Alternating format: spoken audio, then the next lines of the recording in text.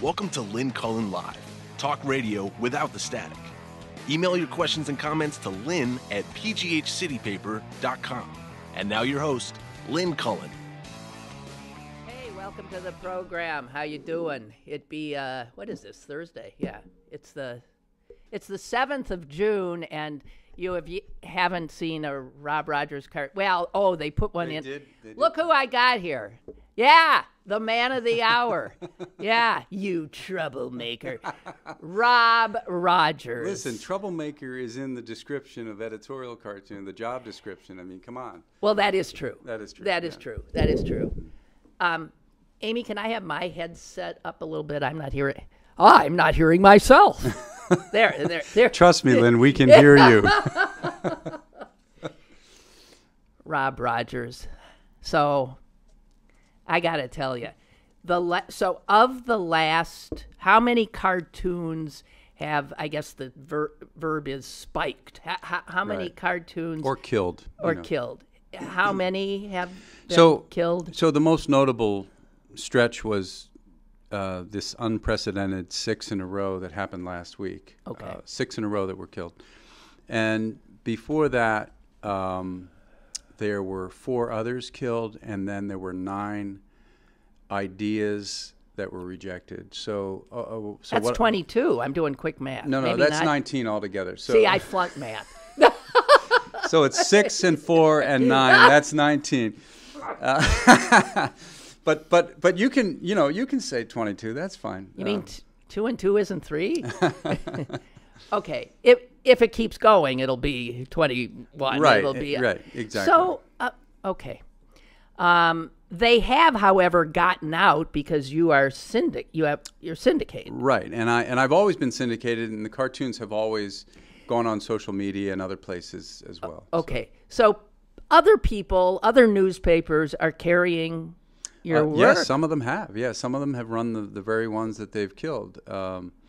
I can't tell you exactly which ones because it's I would have to go and look up each newspaper that subscribes to me. But and also some newspapers will buy a single cartoon if they see it and put it on the page.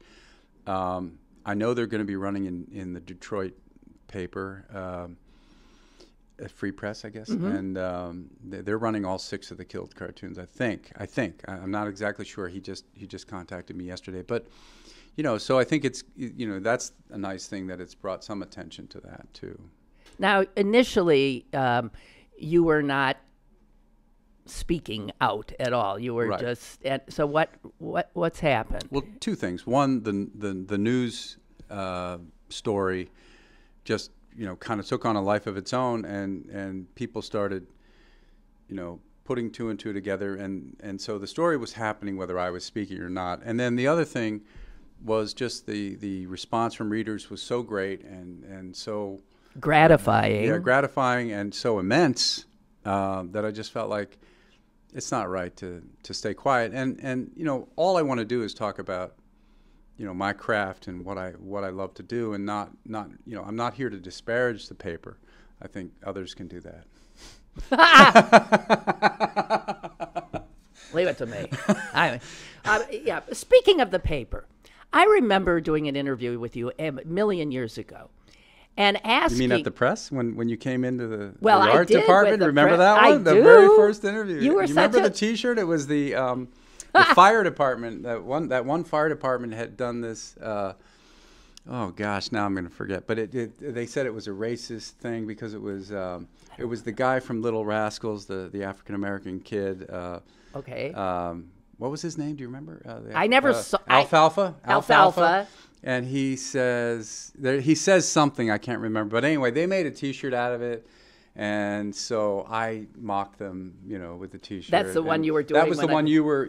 Yeah, that's one I was drawing, and you took, video of it, and And I remember after we did the video thing, you said, "Wow, that was good. You could be an actor." Because I was like, just sort of, I remember saying my acting career has not gone well, but well, your cartooning career has, and I remember thinking and telling a lot of people, man, this guy is going places. I mean, that you were that good. And you physically weren't going anywhere. You've been there for 34 years? Well, right. If you count the press, I was there. I started at the Pittsburgh Press in 1984 and was there for 9 years. And then, as we all know, they got absorbed by the Post-Gazette after the strike. And to their credit, the publishers of the Post-Gazette hired me, a second cartoonist. They had Tim Anise there already. So and a paper with two editorial cartoonists. And at that time, there was a rash of cartoonists that were being laid off and not replaced at newspapers all over the country. We used to, at every editorial cartoonist convention, we'd have a panel on life after cartooning, and because everybody was getting downsized. And so the fact that they had just the vision to have two cartoonists, because they each had, we each had our own audience base, and we could bring something different to the paper. Even though we were both liberal, it was still, they still saw it as a bonus to have two. And we worked it out for 12 years. We did that, and then of course they ended up downsizing Tim, along with several other editors and. So I had asked you at one point, so do you ever do a cartoon and then you take it in to, I think it was John Craig at the time, and he says, I'm not running that. Yes. And you had said yes. Yes, so it does happen. It happens, and it's part of the process. I mean, certainly the publisher and the editors of any newspaper have the right to direct what content they use. Yeah. The reason this is different is that it feels almost over the top and somewhat, well, like an just abuse of power. Yeah, it's just blanket. It's just right, like, we're not running your work. Yeah. Well, that's what it felt like last week. Now, yeah. but before that, even before that, it was getting somewhat oppressive to me to feel like I could be my best creative self under those, under the new regime. I would say personnel changes at the page.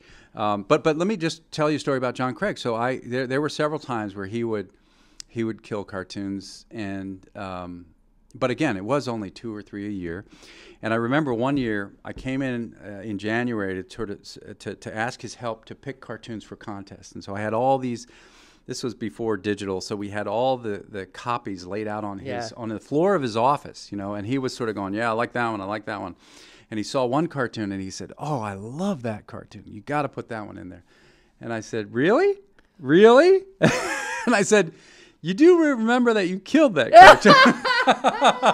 And he said, well, sometimes what's good for our paper, or what's good for the nation, isn't necessarily good for our paper, which was very telling. But fascinating. But he didn't kill very many. I mean, he was pretty open about letting people be themselves and letting people spread their wings and do more than they were doing at the paper. So, and that's how Brut on Grant got started, because he said, hey, do something different. Let's try. You guys are sharing the editorial page every other day. On your last day, because that works out to be 3 days during the week, and then we were both in on Sunday, one on the op-ed, one on the editorial, and then we switched the next week. So he said that leaves one day where you're not really doing anything. So just think of something that you can do that's different. Tim ended up with that Scorpio column where he could write, where he could really write, and he loved to write, and that was very quirky and very esoteric. And then I came up with the local strip so that I could get some more local content in, because I was syndicated, and that's how it worked. And that was the beginning. The stories I've seen written about you, there's one in the Philadelphia Inquirer, and then some others that I've seen, and other cartoonists who have been interviewed are being asked, so, I mean, have you ever seen anything like this? And no, all of them say unprecedented. Mm-hmm. What's it? Wilkinson? Yeah, Signe Wilkinson. Said maybe one, or some other guy said one in 40 years, maybe one. I think that they're probably lying, but because most of the cartoonists I've talked to, have at one time or another in their career had a change of publishers. This is how it usually happens. Like you'll be going along great, and then the paper will be bought out, and then you get a new publisher, or even not bought out, but just a new publisher replaces the old publisher, and suddenly, or an editor. Yeah. It could be a new editor who has much different views of what the paper should be, and so suddenly they're getting censored or edited heavily. That has happened to colleagues of mine, and many times they are able to, they're able to sort of do the dance for a while until they can get back to some semblance of being who they are, and that's usually what happens. And oftentimes, sometimes they just say, well, I just got to wait till that publisher leaves because they're definitely going to bring in another one, and that does happen. But I don't think I've never seen it to the extent that it's happening here. Well, everybody else is saying they've never seen it like that. Yeah. Now, what's his name? Keith Burris is the new editor. He put out a statement that sounded like, to me, corporate speak mumbo jumbo about how this is a personnel matter, blah, blah, blah, blah, blah, blah. Nothing to do. It is a personnel matter. Well, they're not treating their personnel very well.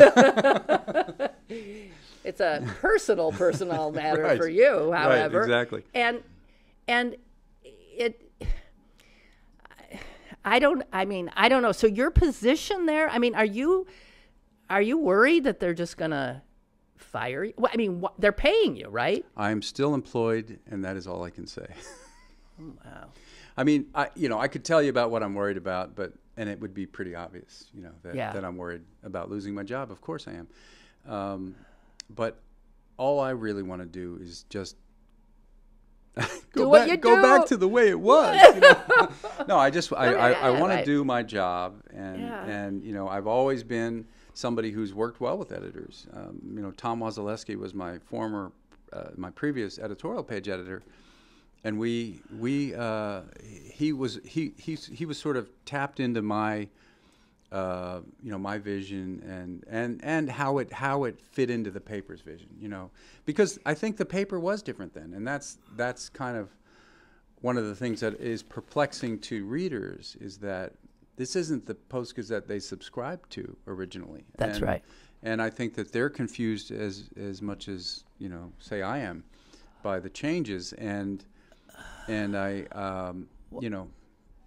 think that it has changed. But just to say, I've worked with Mike McGough in the beginning, and we had a lot of back and forth on cartoons. I worked with Tom Wasilewski for 14 years, and then John Allison, of course, who's great. And I used to work with him a lot back when he was on the editorial page, and he would be my spell checker, So I've had good relationships with the editors, and this is a new thing for me. Is Keith Burris, who he also holds this position at the Toledo Blade, is he physically here in Pittsburgh, or is he in Toledo? Or both? He's both. Where is he? Both. He's both. He travels, yeah. Okay. Yeah. You mentioned Tom Wasilewski. Wasilewski. Okay. Yeah. These Polish names, I never... Anyway, he's quoted in a piece by Chris Potter today, said, and he used to be the editorial page editor, he said he could see changes coming in late 2015. He says he remembered a meeting in which John Robinson Block, the publisher, told him that the paper might support Donald Trump for the Republican presidential nomination. And Wasilewski said, and I said, John, that would be really startling to our readers because we take positions on a whole slew of national issues that are not on the same page as Trump. And he said, the publisher, well, you have to start turning the editorial members and their views on those issues toward the way Trump sees things. And the next line is Wasilewski. Was that your best John Robinson Block? I never heard the jerk. Excuse me. It's just everyone knows how I feel about him. Wasilewski told the publisher he would not do that, and said he knew that at that point his career at the paper would end. Yeah, I remember the day that he called me up and he said, "Rob, I have some bad news. I'm taking the buyout." Because it just so happened that he was having these back and forth conversations. He was butting heads with. He was already resisting the move that was being made, and it just happened to coincide with one of the company buyouts, and I panicked because I thought, you're my guy, you have ways of keeping me on the page, and so he served as sometimes a buffer between you and John Robinson Block. Yes, absolutely. Keith Burris is anything but a buffer.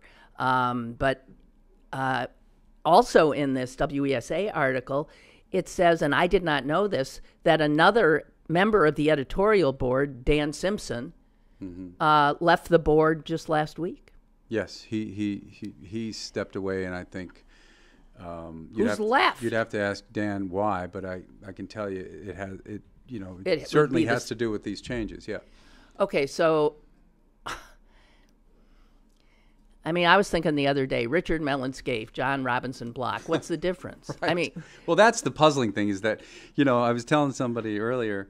I was like, we fought with them for so many years, and we finally won the war. Yay! Okay, now we are the Scaife paper. That's right. And that's so sad. It's really sad. It's ridiculous. But John Robinson Block was the publisher during part of that fight. The whole fight. Fight. Yeah. Well, no, actually, you're right. Bill Block. I think this fight between Scaife and the PG goes back even before the new Post Gazette, the 1993. Okay. It goes back even before that, from what I have heard from people, because I think they just hated each other, and it sort of intensified in recent years, especially when the strike happened and they came into Pittsburgh. Then of course it became this. Yeah. Well. And and to be honest, they came after me. They wanted to hire me away just to spite the Post Gazette, and I said no, I don't really want to do that, but they kept, What a strange fit that would have been, to have the Tribune Review have Rob Rogers cartoons. Kind of like now. Really. It's exactly like now. Yeah. If they thought that, and they told me when they were courting me, they told me, we will leave you alone. We will not edit your cartoons. And that was very attractive, and so was the money. but they were offering you more money. They were offering me a lot more money, and to the paper's credit, the PG and John Block said, no, we will. You deserve to be paid that. We're gonna. They met it. They met it eventually. They had to bring me up slowly, but yeah, they eventually met it. And same thing happened with I had an offer from the Houston Chronicle back in 2004, and they did they met all of the. They upped the offer even more than Houston did. This is the kind of thing that a extremely valued employee can say. Mm-hmm. Yeah, right. You're not feeling extremely valued right now, I imagine. No. No, and look. I on the one hand, I feel lucky because I have been. We talk about this at some of the editorial cartoonist conventions. There's only a few of us left standing, That's right. and that have major newspapers, and so it's sort of a rare club, and there are cartoonists out there who have left newspapers and who have had some success, and so, there's certainly, I certainly wouldn't, shrivel up and go away. I would have plenty of opportunity if I were to leave the paper, but I really do want to say that, 30 some odd years in Pittsburgh as an editorial cartoonist, I feel very fortunate. It's just this last, 2018 that has turned it sour for me. But that doesn't erase all the good stuff. Because I have had a great run, and most of that was due to John Robinson Block. I know. It's It doesn't. Do you think there's been like an invasion of the body snatchers thing going? What the hell? Then I can't. All right, I can't speak to that. I'm sorry. No, I was just going to say that that doesn't necessarily make what's happening now okay. It doesn't, just because I've had a good run. I think it's. I would be okay if I were no longer working at the paper. I would survive. What's sadder for me is what it means for the city and what it means for the country in general when this kind of thing happens.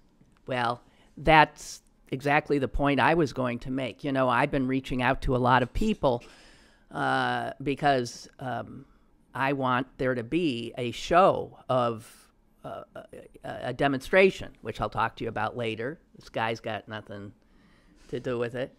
No, it's not my idea. He has not in any way aided, abetted, or no collusion. No collusion. Okay? But what the hell was I going to say? Yes, a lot of people have said to me, this is bigger than Rob Rogers. Mm-hmm. And they have said, absolutely, don't worry about Rob. Rob's going to be okay. Right. The bigger issue here is what has happened to a paper that we all loved and subscribed to and supported and relied on. Right. A community voice that reflected in many ways our community. Yeah. And I have to tell you, I wrote a very clever and terse, perfect for the editorial page, letters to the editor. I wrote that 3 days ago. Mm-hmm. Guess what? It's not in there. And I can't be the only one. No. Before I came on the air, I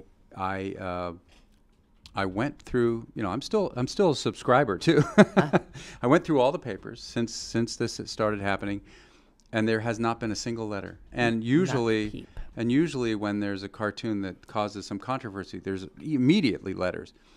So I checked my inbox, and I realized some people were CCing me on emails that they were sending to the paper, and I realized there are letters. There's a ton of letters. Yeah. And there's probably even hundreds of letters. Oh, maybe. Yeah. And they're just not running them. And that's well, that's a kind of you feel censored. I do. I feel censored. Right.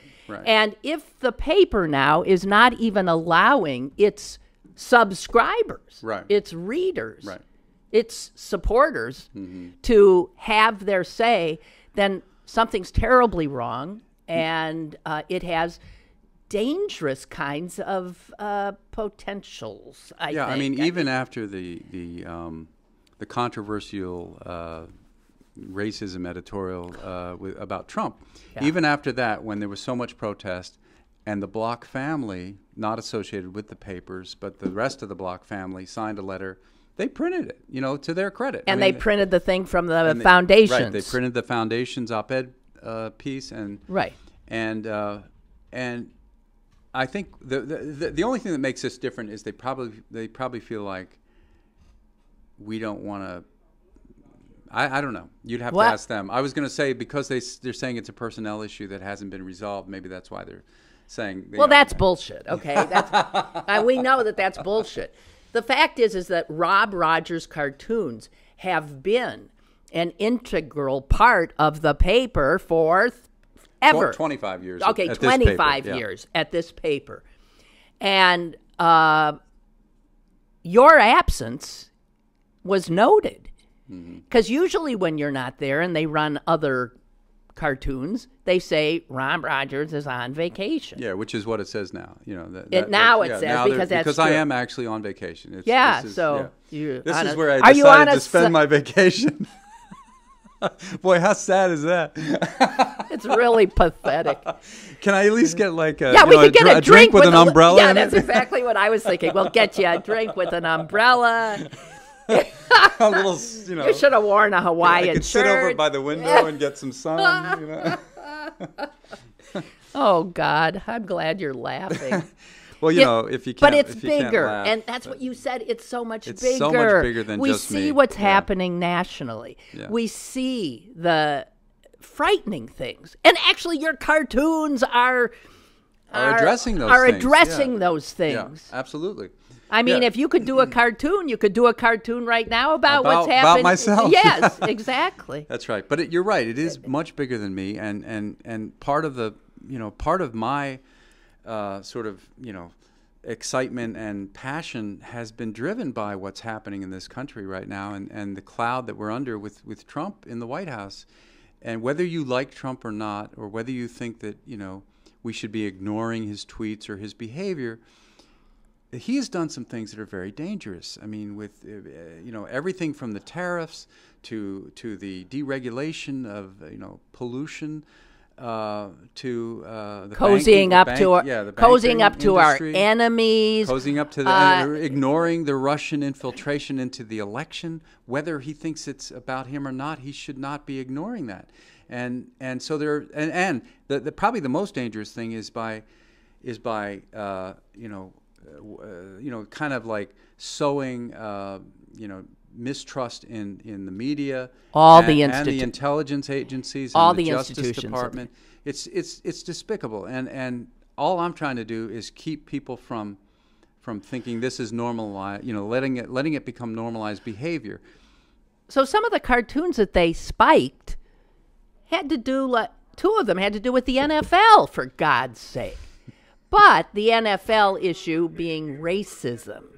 And they seem to be really... Beethoven Concerto number 4, 2:30. Whoever wants some tickets, come to the front desk. Just public service announcement. Beethoven Concerto number 4. What the hell was that? That may not have actually come across the No, mic, it might not have, but it certainly interrupted we our heard it, thoughts. yeah. Right. Jesus. Symphony tickets, all right. Yeah. Where was I? Oh, the cartoons that were about Ambien and Roseanne. Roseanne. But see, Roseanne and the NFL take us back to the issue of racism. So that seems to be a big problem for them. That they don't think it... well, we have the editorial that Keith Burris wrote. Right. They think pointy-headed liberals like you throw that word around too much. And so I guess they probably think Roseanne's thing wasn't racist and the NFL's not being racist. And there's something about racism and them that's... Well, when I look back at the week of 6 killed cartoons, there are two themes. One of them is Trump, and one of them is race. That's right. And that's all I'll say. I don't. That's know, right. I agree with you. That's I what don't they really are. know how else to. And the only cartoon of yours they ran was one that they agree with because they don't like the Trump's tariffs. A lot of conservative Republicans don't like. Right. And I can't answer why that one ran and the others didn't.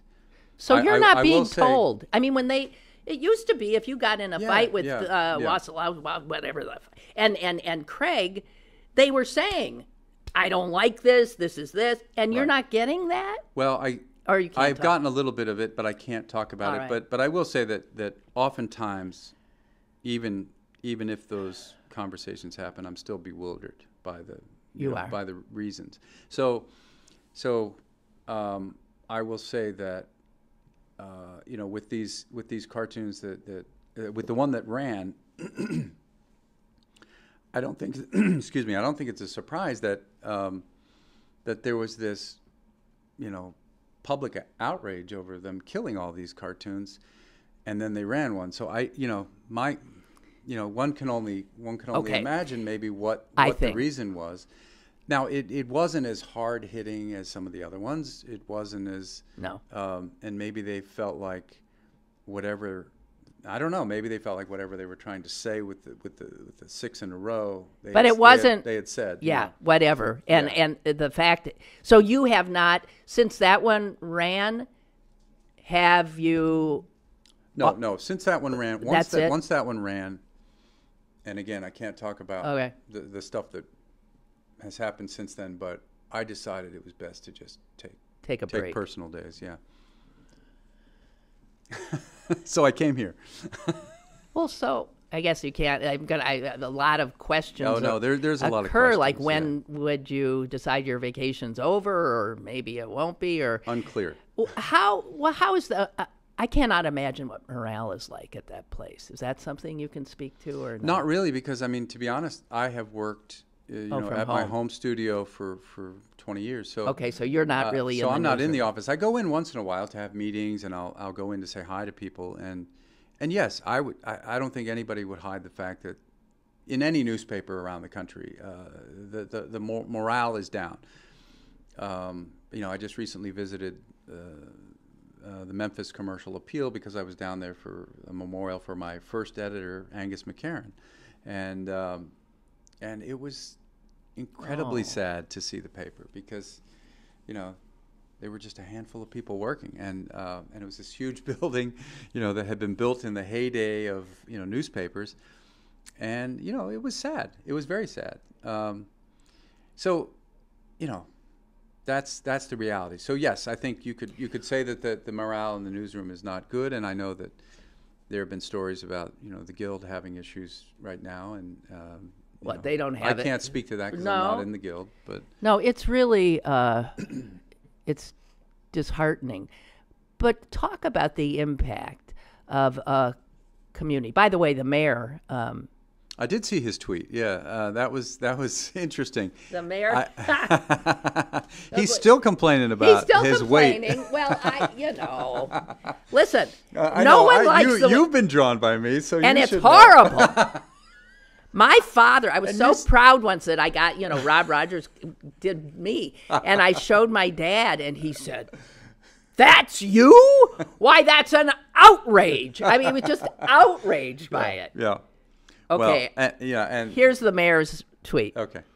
He takes digs at me. He makes fun of my weight. Why did it just go away? Come here. He takes digs at me, makes fun of my weight and chins. He is critical when he believes I can do better. He is a master of his craft, and Pittsburgh is lucky to have a talent like Rob Rogers as a political satirist. Will Rogers would be proud. Yeah, that was Woo! nice. I know. Yeah, Will Rogers. I mean, Woo! He's the best. No relation. No relation, no. As far as you know. As far as I know, yeah. Chuck wants to ask a question. Are there other political cartoonists like yourself having similar problems?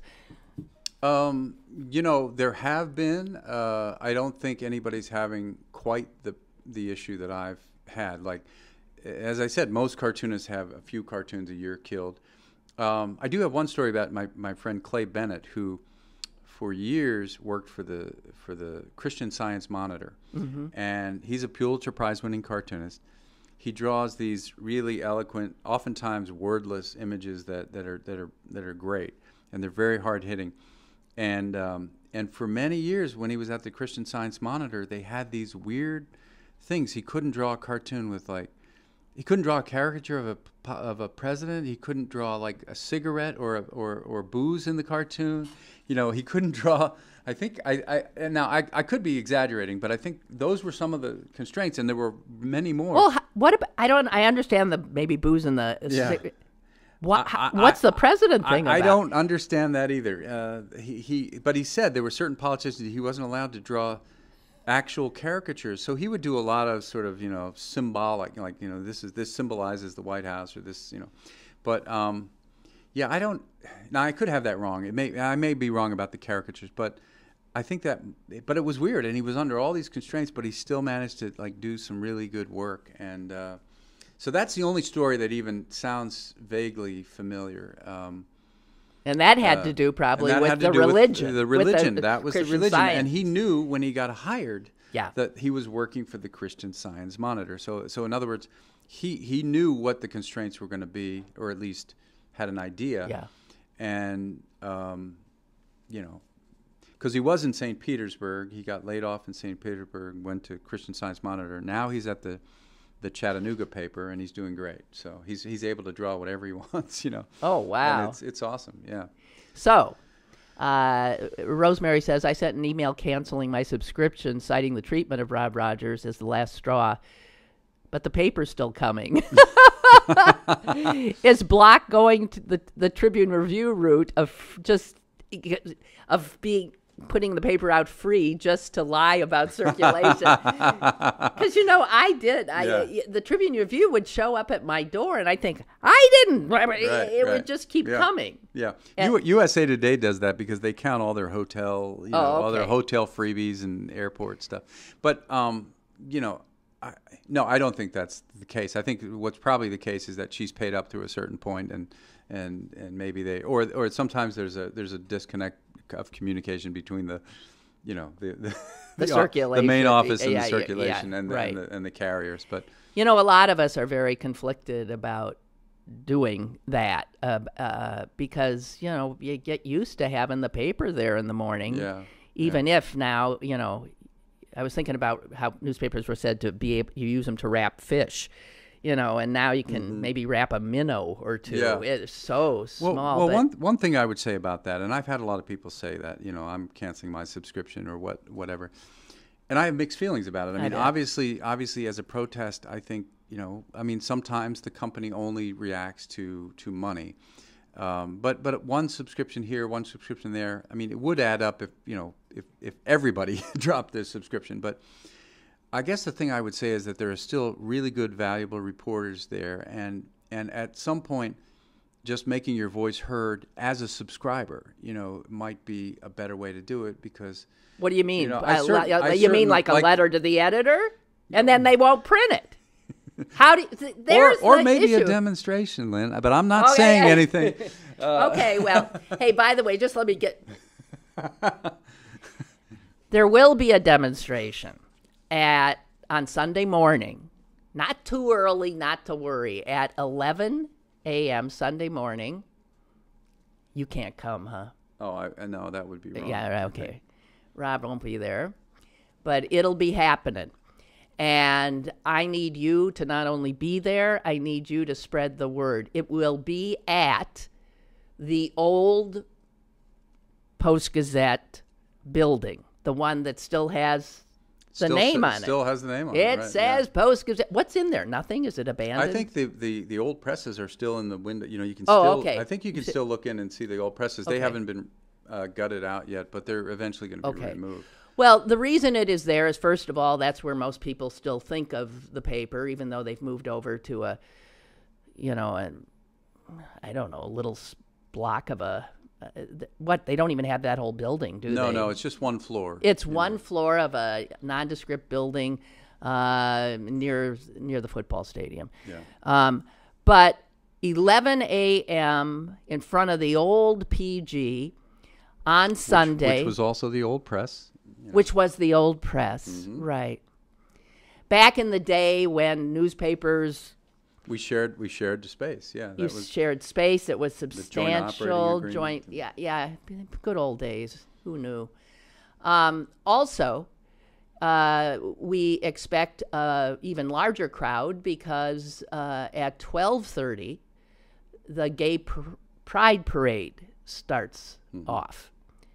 And I don't know where they start, but there's going to be, and also the Three Rivers Arts Festival is going on, and all of that is right there. So what we're talking about is the Boulevard of the Allies and Stanwix. I think it is Stanwix. Yeah. Yeah. So please be there. Make your own little, have your voice heard. We'll have TV. We'll make sure the television stations are covering this. And they won't print our letters. Let's get on television and say that. We've got a lot of support building, and Rob would be the first person to say that this is bigger than him, that this has to do with what the hell are they doing to our newspaper, the liberal newspaper. I know. Here's a funny story. You're going to be down at the old building there. And when I started at the press, we were the more conservative voice. We were a Scripps Howard newspaper, afternoon paper, and Scripps Howard would send over these sort of canned editorials that we would have to run, as one of the papers. And I remember Angus, was more moderate than Scripps Howard. So first of all, even though it was a conservative paper, he let me he let me Do your thing. draw whatever I wanted, right? For the most part. I mean, in the beginning, of course, I needed guidance because I was young and didn't know what I was doing. But once I found my voice, he said, "Okay, go for it," and he let me run a lot of stuff. But then he also started to rewrite the Scripps Howard editorials, like and make them better. So kudos to him for for sort of keeping that that back and forth alive, and always had a variety of opinions, like the Post-Gazette, What are people going to do? I mean, I've had people say, where are we supposed to get our news now in this day and age? Is there a fourth estate left? Are they covering what Bill Peduto's doing? Are we nothing's being covered as much. It's hard to have a vital democracy if the citizenry are not informed. Yeah, I do think that, we may see some kind of maybe there'll be a foundation or a wealthy benefactor that'll come along and say we need this and start some sort of a website or a newspaper that can do that kind of journalism and will be unfettered. I don't know the answer because obviously the Washington Post is already a success, and then they also have this guy Bezos who can keep it afloat even if it was in trouble, which I don't think it is. But that's sort of an anomaly. I mean, most of the smaller papers in the country are getting bought up by chains and being downsized, and it's sad. It's bad. Yeah. It's scary. Yeah. But we need it now more than ever. That's the thing. Yeah. Well, I keep thinking that. I mean, I really think the direction our country is taking is absolutely terrifying and frightening. And the fact that newspapers are going down at the same time, or publishers of newspapers are going full Trump. Mm-hmm. Full Trump. Sounds like a movie. Well, but full Monty. John Robinson, blockhead. Damn. Okay, you worked for another block before. Oh, you did? The other Bill block? Block? No, Bill Block? he was. That's the uncle of. That's the uncle, right? And he was somebody that was very revered in the community and at the paper. I knew him and I had some interaction with him, but you were at the press. It was mostly when I was at the press, but then also when I got to the Post-Gazette, he still had a presence there. But JR was already here. He when that merger happened, JR started coming and actually being in Pittsburgh more, and then eventually moved here. I can't remember, I wasn't paying enough attention to know if Bill Block was still the publisher on the masthead at that moment, but John had really come in and sort of taken over, and Bill was sort of retiring, and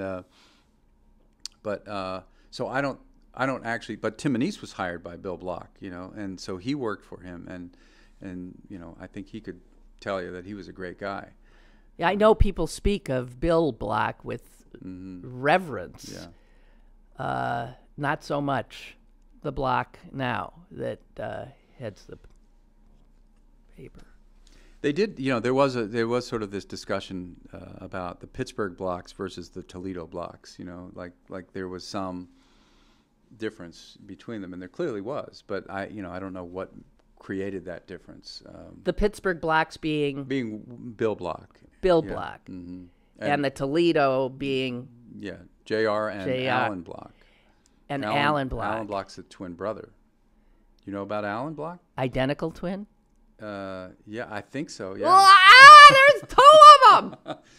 No, actually, somebody gave me recently an Observer article that had been done on Alan Block in 1999. Oh. Do you know which one? The one where he's shopping for a wife? Yes. And he goes full homophobe. I mean, it is the most mind-boggling. Yeah. I don't know what he was thinking. Okay, so when you said, do I know I'd rather about not him? comment on Okay, on but that, I know, what were you going to say about Alan? Oh, no, but I was just going to say there's more than just JR. There's Alan, and he runs, I think he's in charge of a lot of the other business entities like the radio stations and the cable companies that they own in Ohio and elsewhere. But This is, somebody just sent us Bennett's cartoon today. Oh yeah, they're moving out the furniture and in bringing the Oval Office, bringing in the throne, right? And bringing in a throne. That's not even one of his That's not a great one, but pointed ones. But he's had some good ones. So there was the one that he's won several awards this year, and one of them that I loved was you had trapeze artists, right? And so you have Obama and the person that's being held on the trapeze, with the other acrobat is Uncle Sam, and he's being tossed to the new person, and the person on the other trapeze is Trump, and he's tweeting, so he's not paying attention. So Uncle Sam is like, he's about to fall. It's like the transition, but it was just brilliant. No words, just. Wow. It must be tough, people don't realize how tough it must be to come up with. I know ideas. Well, that's the part that I think is difficult to explain. Is that when an idea is killed, nobody sees the work that went into me coming up with that. They just so it's tough. They don't understand that I have, over the years have developed a sort of a sixth sense for which ideas are not good and which are good, and which I should sort of toss to the side and get out of the sketchbook, and which ones I can actually use. And by the time I send an idea to the editors, it's been filtered. It's been worked over. I've tried to get the language right, and that's why I think it's kind of been tough, because if an idea gets killed, I have to come up with another one. And sometimes those, and I don't want to go back to the ones I discarded because they're not as good. And I want the quality to be there. I want to say something important, and I want to make sure that it's not a waste of that space. So I sit down and I panic a little, and then I sit down and I do it all over again. And I used to not have to do that as much before, and now I've had to do it. So you start second guessing yourself before you've even. Do you? Do you think? I have not self-censorship? I have not self-censored, and that is the one thing that I will say I'm happiest about, is that even though I know there's a possibility I may have to do 3 cartoons or come up with 3 cartoons by the end of the day, I can say that I've never submitted anything that I didn't believe in, that I didn't think was a strong cartoon, and that is, that is something and that's one of the reasons I'm not drawing this week, because I just don't want to kind of go down that rabbit hole. I don't want to be a cartoonist who has to compromise my integrity, just to get something in the paper. I don't want to do that. You're not going to do it. I'm not going to do it, yeah. So once I start working again, I'm going to go back to doing the kind of work I was doing before.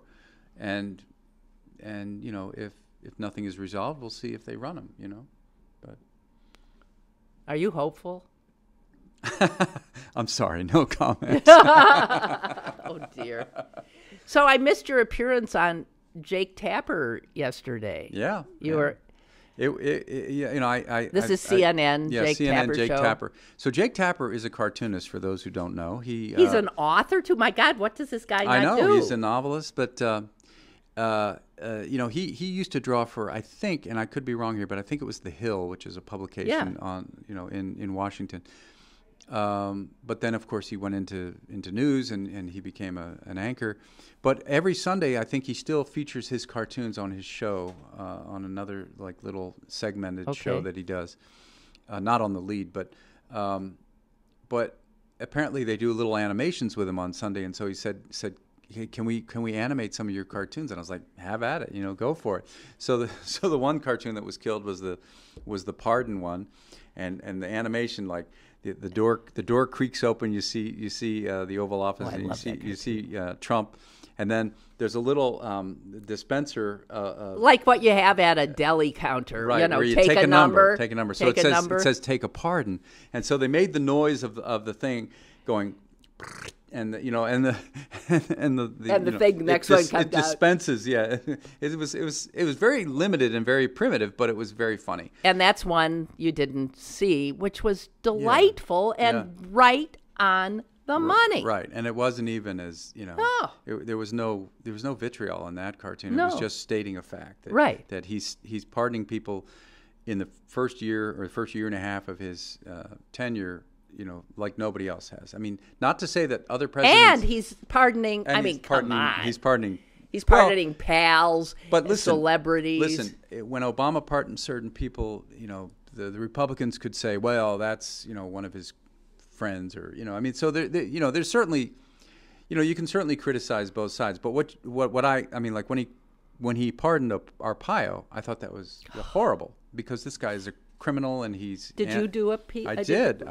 And so they ran it. And they ran it. And actually, they liked it. I mean, basically, it was sort of a Clay Bennett cartoon. It was right when Houston had been hit, like with the hurricane.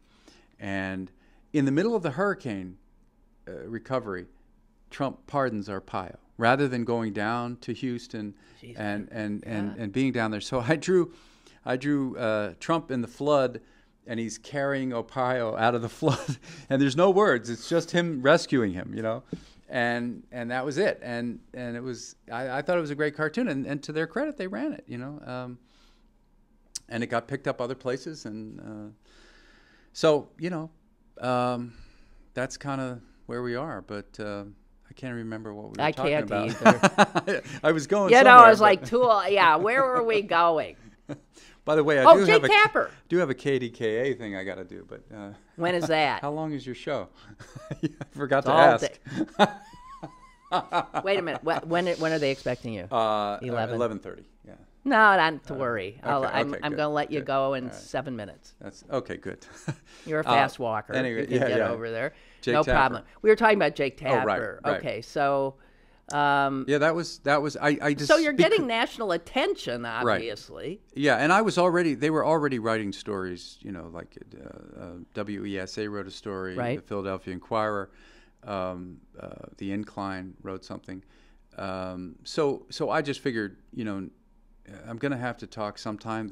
I'm not sure how long the PG is going to be silent. So I just said. Because I had told them, I had told the PG that, for the moment I would respect whatever was happening here and not talk to the media. But then I finally had to say to them, you know what, it's taking on a life of its own. I need to talk.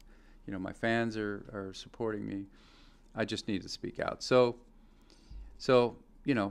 I don't think they're probably happy with me doing it, but no, I'm sure not. But they're not but happy anyway, with much of anything you do. But I decided that Jake was one of the first people. He wasn't the first one, but he was one of the first people to ask me for an interview. And last week, and so I said, once I decided to do it, I contacted them again and said, if you take me, I'll do the, you'll be the first. And so he said, all right, let's do it, and that's how it happened. So. And so now you're making the rounds. Yeah, that's right. He's making the rounds, ladies and gentlemen. Henry writes, the Post-Gazette's pivot to the right, especially now, has everything to do with the Republicans becoming laser-focused on the midterm elections. McConnell even canceled the summer recess so that Democrats can't use it for campaigning. Everything liberal is a threat and therefore fair game, including Rob's political cartoons. Mm-hmm. Well, for instance, when we wrote this, when we published the Saccone endorsement editorial, their reasoning was that impeachment. And I thought, what? What about looking at the guy and his character? And actually, that was the first cartoon that was killed, my Saccone cartoon. Since March. I mean, that was the first. That was the first under one the new management. Yeah. Okay. That was the first one, and it was a cartoon where. There was a billboard, and Saccone was saying, "I'm Trumpier than Trump," because he said that. Because that's what he said. Yeah. And then there was an asterisk, And then I said, except for, you know, the misogynists, you know, xenophobic, you know, blah blah blah, all these things that I felt Stormy Daniels, blah blah blah, right, this that I and felt that. that Saccone probably was not, you know, Right. It wasn't those things, but And they killed that. they killed it. Yeah. Well, because it's not flattering to Trump. Yeah, it wasn't it was flattering very- to Trump. Yeah. So.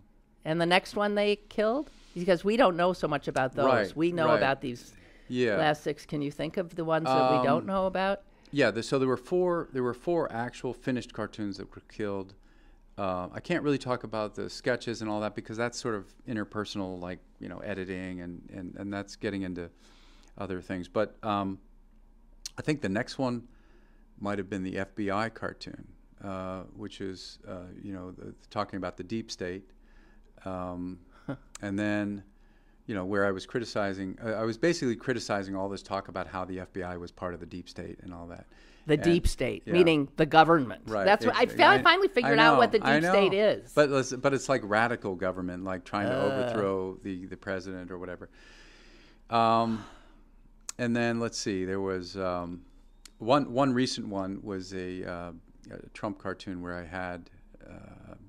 I had Trump saying it's the 1-year anniversary of the biggest witch hunt in American history, and then he's saying, what a world, and he's melting, you know. And, there's the witch. Yeah, but I didn't draw him as a witch. You know, I thought, you know, it'd be more subtle to just sort of think he's talking, and then you see him melting. And I had the bucket of water that's labeled Mueller, you know, And they spiked that. yeah, and I think that, you know, it, Wow. you know, it's You just. know, Rob, what I was thinking when I lost my job because what happened? I've lost it a few times. Which time? Yeah. Yeah, which time?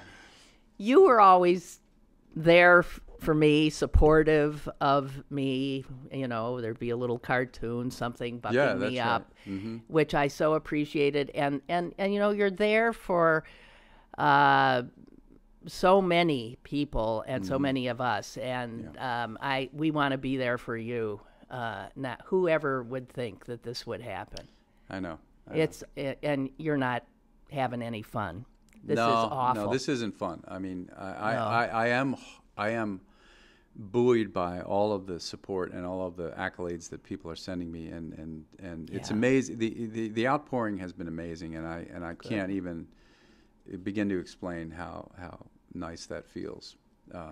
So that's the one silver lining, you know, here is that you know, you sort of work and, you know, I work at my drafting table and I kind of draw my cartoon and I get a kick out of it and get it in the paper, and then you know that out there someone's reading it and someone's paying attention and online and whatnot, but something like this actually you see, you know, you see the real effect, and it's humbling. It's humbling.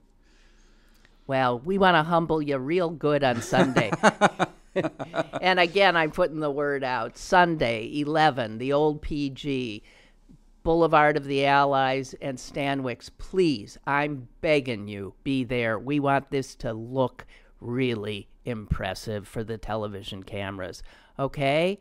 Do that. We'll have more than me, believe me. We've got speakers we're lining up. A lot of people wanting to support this treasure, Rob Rogers. Okay? Thank you. And thank you. You're welcome. Okay. Thank you, Lynn. See you tomorrow. Lynn Cullen Live, Monday through Friday from 10 a.m. to 11 a.m. and archived at pghcitypaper.com. The opinions expressed on Lynn Cullen Live are those of the host and do not necessarily reflect the viewpoints of Pittsburgh City Paper or its advertisers.